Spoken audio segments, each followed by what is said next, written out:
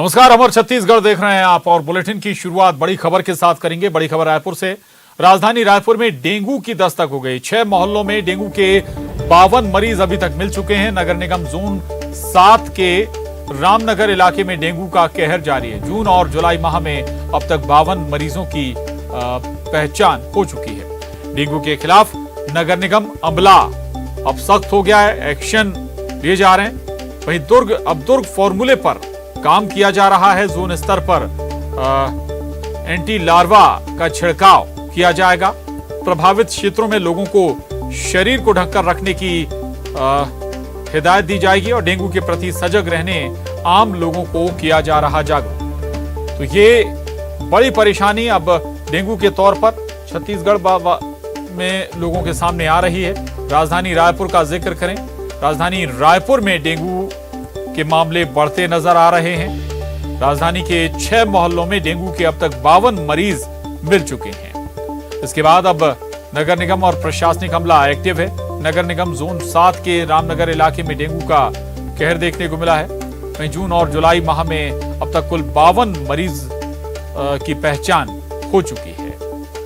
तो डेंगू के मरीज भी इस मौसम में बढ़ने लगे हैं और इसी के लिहाज से अब लोगों को और ज्यादा सतर्कता बरतने की सलाह दी गई। अपने शरीर को ढककर रखने की सलाह दी गई है। एंटी लार्वा का छिड़काव भी करने की तैयारी है।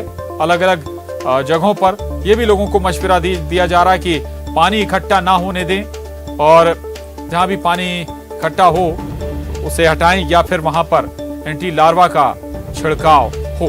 आपको बता दें कि डेंगू का जो मच्छर वो साफ पानी में पनपता है और इसी लिहाज से सतर्कता की दरकार भी है।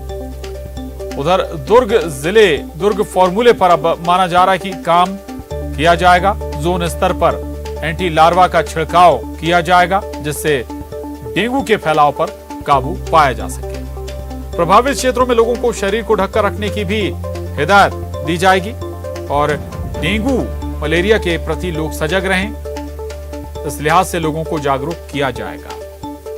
बर्तनों में या किसी भी तरह से पानी लंबे समय तक भरा ना रहे, ये भी डेंगू के फैलने का कारण बनते हैं। साफ पानी में डेंगू मच्छर विकसित होता है। तो राजधानी रायपुर में भी डेंगू के मरीज बढ़े हैं। की संख्या बढ़कर अब 52 तक जा पहुंची है और इस लिहाज से निगम अमला जुट गया है। एंटी लार्वा का छिड़काव की तैयारी है। जो प्रभावित क्षेत्र हैं, प्रभावित जगह हैं वहां पर, ताकि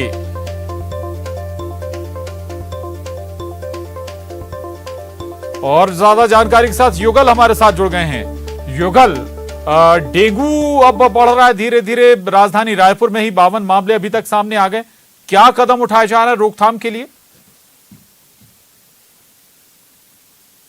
इलाके में है गुड़ियारी के और यहाँ पर डेंगू लगातार पांव पसार रहा है।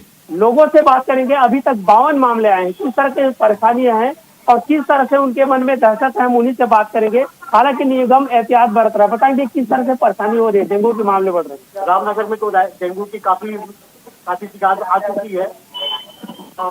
The person you are speaking with has put your call on hold. Please stay on the line. आप जिस व्यक्ति से बात कर रहे हैं उसने आपकी कॉल को होल्ड पर रखा है। कृपया लाइन पर बने रहें। गड़बड़ा है युगल से, लेकिन आपको बता दें कि has put your call on hold. Please stay on the line. आप जिस व्यक्ति दरअसल राजधानी रायपुर में संक्रमण के मामले लगातार बढ़ रहे हैं। अभी तक कितना डर लग रहा है, डेंगू बढ़ रहा है, सामने आ चुके हैं डेंगू के। अभी बहुत ज्यादा तकलीफ लग रहा है। फिर भी नगर निगम प्रशासन की निगम दवाई छीट रहे हैं। इससे बहुत बहुत धन्यवाद बोलता हूँ। इसको चुप कहने दो कि बताएंगे। चॉइस सेंटर के भी संचालक भी हमारे पास है। बताएंगे किस तरह से भय लग रहा है आपको डेंगू का और किस तरह से निगम अमले की जो टीम आई थी वो छिड़काव कर रही दवाओं का। देखिए, जो हमको डर है, जो ना इतना डर है कि हम बच्चे को बाहर नहीं निकाल पा रहे हैं, क्योंकि बच्चे जो हैं, छोटे बच्चे हैं, हमेशा बाहर आने के लिए रहते हैं। लेकिन अभी क्या ऐसा फैलाव है, जो बीमारी फैल रही है, एक कोरोना हो गया, अभी डेंगू फैल रही है बीमारी, जिस कारण हम बच्चों को बाहर निकाल, हर किसी को, चाहे छोटे बच्चे हो, चाहे बूढ़े हो, चाहे जवान, हर किसी को डर है। ठीक है। और निगम अम्ल की बात करें तो हमारे सामने जो निगम ऑफिस है वो हर डेली का छिड़काव कर रहे हैं, डेली का धुआं से छिड़काव कर रहे हैं। इस तरह से हर अम्ल जो है, सरकारी अम्ल हो बोले चाहे निगम अम्ल हो, पार्षद महोदय हो, महापौर महोदय, सभी अपनी तरफ से यहाँ से कोशिश करें। दूसरी बात, आम जनता भी इससे करेगी, क्योंकि घर के जैसे कुछ खाली बर्तने हैं उसमें पानी भर जाता है, कूलर में पानी भर जाता है, उन सब लोग भी एहतियात बरत रहे हैं। जी, हम जैसे ही यहाँ डेंगू का पहला मामला आया उससे पहले से ही हम अपने जितने भी घर के खाली बर्तन हैं, कूलर को सब साफ करके ही रख चुके थे। देखिए प्रशांत, अभी तक 52 मामले आए हैं और जिस तरह से अभी लार्वे का छिड़काव किया जा रहा है, साथ ही साथ दवाइयों का भी छिड़काव किया जा रहा है और 20 घर को निगम की जो टीम है उन्होंने चिन्हांकित किया है जहां पर हो सकता है कि डेंगू के संभावित मामले हो सके, तो एहतियातन तो बढ़ता जा रहा है। लेकिन अभी कहा जा सकता है कि राजधानी रायपुर में 52 ऐसे केस मामले आ गए हैं, तो वो चिंता की बात है। एक तरफ कोरोना है और दूसरी तरफ अगर डेंगू का प्रकोप बढ़ेगा तो इससे आम लोग हैं उसकी परेशानियां बढ़ सकती हैं। निगम और प्रशासन के साथ साथ लोगों को भी जागरूक और सतर्क रहने की दरकार है, कहीं पानी इकट्ठा ना हो और गंदगी ना रहे, लंबे समय तक पानी ना भरा रहे। क्या कह रहे हैं लोग? बरतना होगा, साथ ही साथ लोगों को जागरूक करना होगा और जो कूलर है या फिर जो जहां पर पानी का जमाव हो रहा है वहां पे साफ सफाई रखने की जरूरत है। हालांकि निगम मामला है, फॉगिंग मशीन से भी जो है छिड़काव कर रही है और मच्छर पे नियंत्रण करने की कोशिश की जा रही है, लेकिन अभी तक के जो मामले हैं वो काफी बढ़ गए हैं। 52 मामले हैं। जी प्रशांत जी, बिल्कुल 52 मामले अभी तक हो गए हैं, लगातार मामलों में इजाफा हो रहा है और जरूरत अब प्रशासनिक और निगम अमले की एक्शन के मोड में भी हैं। तो छिड़काव का जिक्र भी हो रहा था। युगल, किन किन क्षेत्रों को खासतौर से चिन्हित किया जा रहा है जहां पर छिड़काव की या एहतियात की ज्यादा जरूरत है? युगल, आवाज अगर आप तक पहुंच रही है तो।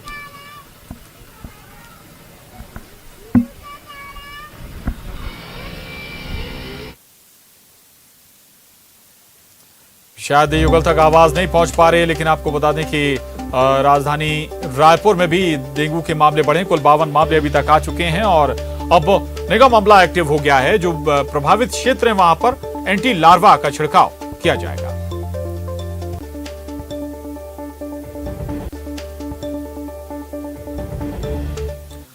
और अगली खबर रायपुर से एक खबर है, बदलावों के साथ अब कल से स्कूल खुलने शुरू हो जाएंगे। किसी भी स्कूल में प्रार्थना नहीं होगी, रोटेशन प्रणाली से छात्र स्कूल पहुंचेंगे। आधे छात्र पहले दिन और आधे छात्र दूसरे दिन स्कूल आएंगे। हर कक्षा का सिलेबस 30% घटाया गया है। 6वीं, 7वीं, 9वीं और 11वीं के छात्र स्कूल नहीं जाएंगे। पहली से 8वीं और 10वीं से 12वीं के लिए स्कूल खुलेंगे। तो ये बड़ी खबर है बच्चों के लिहाज से। दरअसल अब छत्तीसगढ़ में स्कूल खुलने जा रहे हैं। बदलावों के साथ कल से स्कूल खुलने शुरू हो जाएंगे। किसी भी स्कूल में प्रार्थना नहीं होगी, ये महत्वपूर्ण है। साथ ही रोटेशन प्रणाली से जो बच्चे हैं वो स्कूल पहुंचेंगे। आधे छात्र एक दिन आएंगे और आधे छात्र अगले दिन।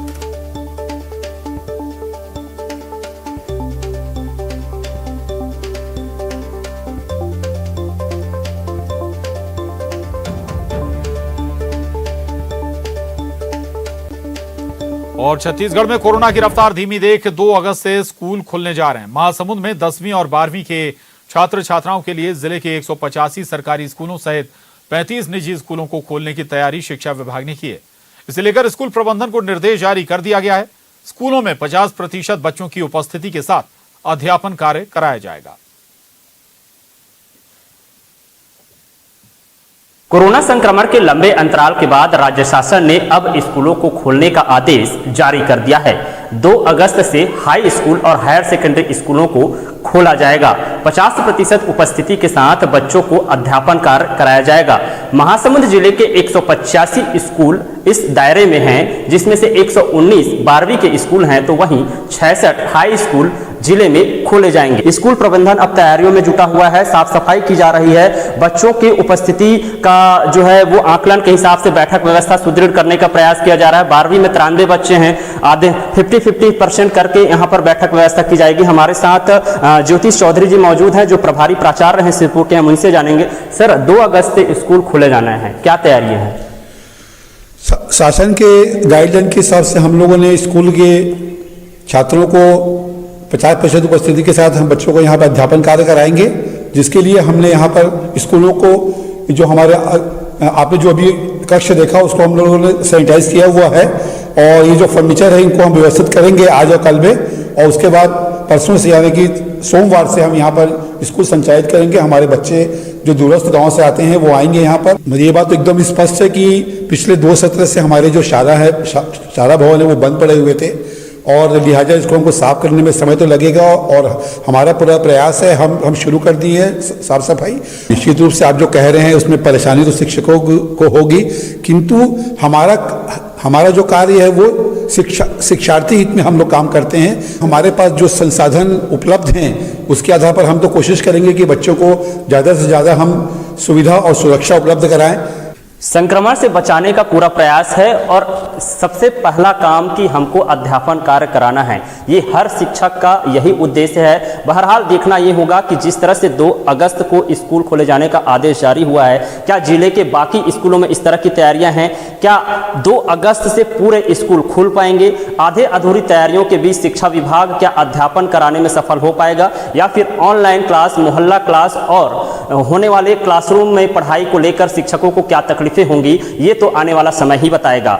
मनोहर सिंह राजपूत, न्यूज़ 18, महासमुंद, छत्तीसगढ़।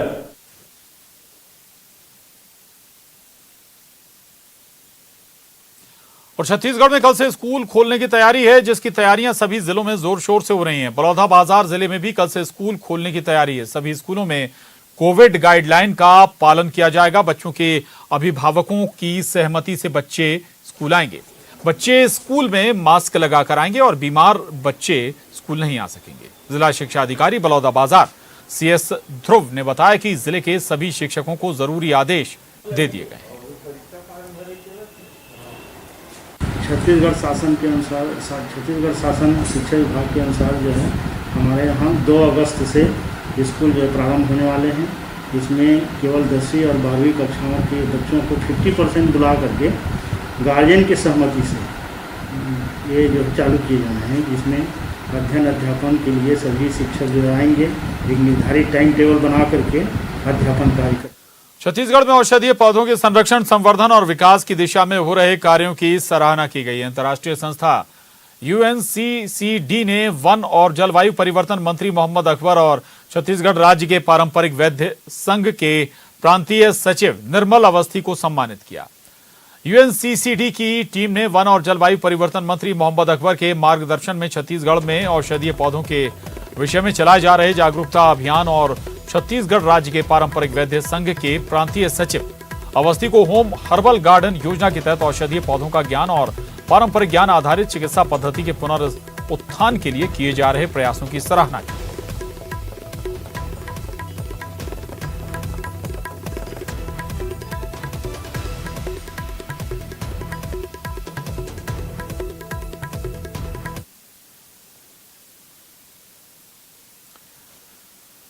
और उधर रायपुर में भारतीय जनता पार्टी के सांस्कृतिक प्रकोष्ठ की 1 दिवसीय बैठक जारी है। बैठक को पूर्व मंत्री बृजमोहन अग्रवाल और प्रवक्ता संजय श्रीवास्तव संबोधित करेंगे। छत्तीसगढ़ में कलाकारों की उपेक्षा को लेकर बीजेपी सरकार को घेरने के लिए रणनीति बनाएगी। सांस्कृतिक प्रकोष्ठ के पदाधिकारियों ने आरोप लगाया है कि सरकार कलाकारों के साथ सौतेला व्यवहार कर रही है। रहेंगे और आने वाले समय में हम जो है संस्कृति प्रकोष्ठ के द्वारा जो हमारे कार्यक्रम किए जाएंगे और जो अभी तक कार्यक्रम किए जाएंगे उसके बारे में हम चर्चा करेंगे। और ये जो भूपेश बघेल की सरकार जो 2-2.5 साल में जो कलाकारों के लिए बिल्कुल निर्मम सरकार रही है, कभी भी कोरोना काल में किसी के लिए 1 रुपए की मदद नहीं किया, तो हम आगे रणनीति बना रहे हैं कि सरकार को हमें कलाकारों के साथ मिलकर कैसे घेरना है। और बड़ी खबर धमतरी से है, जहां नक्सलियों की कायराना करतूत सामने आई है। नक्सलियों ने एक युवक की हत्या कर दी। मुखबिरी के आरोप में युवक को मौत के घाट उतार दिया नक्सलियों। 35 वर्षीय केसर सोरी की हत्या कर दी है नक्सलियों ने। मेचका थाना क्षेत्र का यह मामला बताया जा रहा है। चंदन बाहरा गांव के 35 वर्षीय केसर सोरी को नक्सलियों ने मुखबिर होने की आशंका में मौत के घाट उतार दिया। जिले में अब तक मुखबिरी के आरोप में 5 युवकों की नक्सली बेरहमी से हत्या कर चुके हैं। तो ये बड़ी खबर है धमतरी से। दरअसल नक्सलियों की एक बार फिर कायराना करतूत सामने आई है। धमतरी में नक्सलियों ने मुखबिरी के आरोप में एक युवक को मौत के घाट उतार दिया। 35 वर्षीय केसर सोरी जिन पर शक था नक्सलियों को कि ये मुखबिरी का काम करते हैं, उनसे जुड़ी सूचना पुलिस और सुरक्षा बलों तक पहुंचाते हैं। इसी आशंका के मद्देनजर नक्सलियों ने 35 वर्षीय केसर सोरी की हत्या कर दी। मेचका थाना क्षेत्र का ये मामला है। चंदन बाहरा गांव के 35 वर्षीय केसर सोरी, जिन्हें नक्सलियों ने मौत के घाट उतार दिया है और अब तक कुल 5 लोगों को मुखबिरी के आरोप में, मुखबिरी के शक में नक्सली इस क्षेत्र में मौत के घाट उतार चुके हैं। हालांकि इस लिहाज से भी इसे देख सकते हैं कि नक्सली अपना खौफ बरकरार रखने ऐसी वारदातों को समय समय पर अंजाम देते रहते हैं और जब एंटी नक्सल ऑपरेशन तेज होते हैं तब भी लोगों में खौफ और डर बनाए रखने की कोशिश होती है नक्सलियों की ऐसी घटनाओं के मद्देनजर। और इस लिहाज से ही एक ग्रामीण को, एक युवक को बताया जा रहा है कि नक्सलियों ने मुखबिरी के शक के आधार पर मौत के घाट उतार दिया। अभिषेक हमारे साथ जुड़ गए हैं और जानकारी के साथ। अभिषेक, एक और युवक की जान ले ली नक्सलियों ने। ये पांचवी हत्या नक्सलियों के द्वारा जो की गई है युवकों की, और ये वही सीरीज जो चल रही है कि बदला लिया जा रहा है पुलिस से और उन युवकों को निशाना बनाया जा रहा है जिनके ऊपर उन्हें शक होता है कि ये पुलिस के लिए मुखबिरी करते हैं। इन हत्याओं की घोषणा नक्सलियों ने पहले ही कर दी थी जब उनके 2 लीडर कमांडर में यहाँ पर मारे गए थे एनकाउंटर में। उसके बाद उन्होंने मुखबिरों को सावधान किया था और कहा था कि वे अपनी जान बचा ले। और उसके बाद ये 5वीं हत्या पिछले 6 महीने में नक्सलियों ने की और लगातार हत्या के बाद पर्चा छोड़कर जाते हैं कि ये जो युवक था इसने पुलिस की मुखबिरी की, उसकी सजा इसे दी जा रही है। ये पुलिस के लिए बड़ी चुनौती है क्योंकि पहली हत्या के बाद से ही पुलिस के सामने खुली चुनौती थी कि अपने लोगों को, अपने मुखबिरों को, अपना जो सूचना तंत्र उसे बचा कर रखें, लेकिन अभी तक पुलिस इसमें नाकाम रही है। प्रशांत जी, बिल्कुल पुलिस नाकाम रही है। 5 लोगों की अभी तक हत्या हो चुकी है। किस संगठन, नक्सलियों से जुड़े किस संगठन का ये काम है? और दूसरी बात ये कि जो मुखबिरी का काम करते हैं कैसे ये खबर नक्सलियों तक पहुंच जाती है कि ये यही लोग हैं? कैसे चिन्हित करते हैं नक्सली? जी, धमतरी जिले का जो सीमावर्ती इलाका है उड़ीसा बॉर्डर से लगा हुआ है, इससे सीता नदी दलम जो इनका संगठन है वो यहाँ पर एक्टिव रहता है और ये उसी संगठन का काम है। जो आपका दूसरा सवाल है कि इन्हें कैसे पता लगता है, तो जो नक्सलियों का अपना भी एक सूचना तंत्र होता है, वो भी उन्हीं ग्रामीणों के बीच ही रहता है जहाँ पुलिस का सूचना तंत्र होता है। तो ये बात जो है एक सूचना तंत्र से दूसरे जो इंटेलिजेंस की जो आपसी जो लड़ाई है वहां पर रहती है और वहीं से नक्सलियों को भी पता चल जाता है कि आखिर किसने पुलिस के लिए मुखबिरी की और कैसे पुलिस को उनके गोपनीय एक्टिविटीज का पता लगा और कैसे वो एनकाउंटर करने में सफल रहे। तो इस तरह से दोनों पुलिस और नक्सलियों के इंटेलिजेंस का जो आपसी टकराव है उसमें अभी तक नक्सली भारी पड़ते दिख रहे हैं। प्रशांत, चलिए, बहुत शुक्रिया अभिषेक आपका इस पूरी जानकारी के लिए। और यहां वक्त एक छोटे से ब्रेक का है, फौरन लौटेंगे।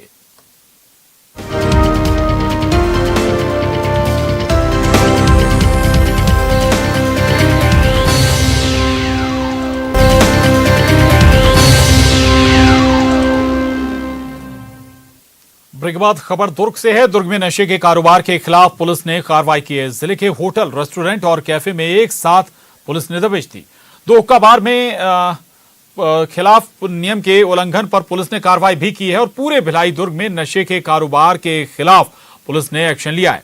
जिले में लगातार नशे के सौदागरों के खिलाफ पुलिस एक्शन ले रही है, कार्रवाई कर रही है। दरअसल एक साथ दबिश दी गई हुक्का बारों में, कैफे में, रेस्टोरेंट्स और होटल्स पर, जहां 2 हुक्का बार के खिलाफ एक्शन लिया गया है।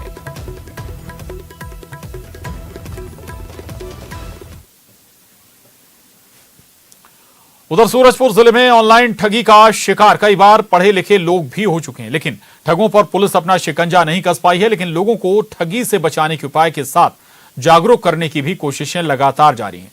बावजूद साइबर क्राइम में कोई कमी नहीं आ रही। संसदीय सचिव और भटगांव विधायक पारसनाथ राजवाड़े का फेसबुक अकाउंट को भी हैक कर लिया गया है। बहुत सारी ठगी के मामले सामने आ रहे हैं, तो लोग इससे अवेयर रहें। दूसरा, बैंकों में भी उसके OTP नंबर मांगकर उसका खाता बंद हो गया है, ब्लॉक हो गया है, इस तरह से भी ठगी के मामले सामने आते हैं।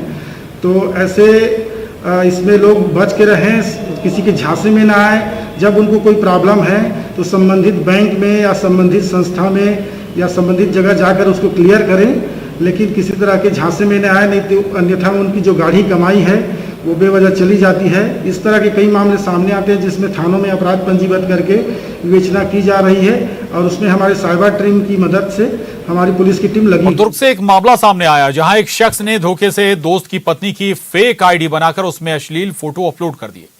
महिला को इस फर्जीवाड़े का पता तब चला जब उसके पास कॉल आने लगी। महिला ने FIR दर्ज करवाई, जिसके बाद पुलिस ने जांच कर आरोपी को गिरफ्तार कर लिया है।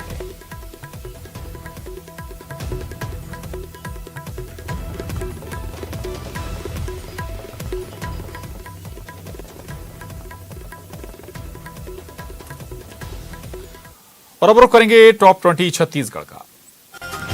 छत्तीसगढ़ के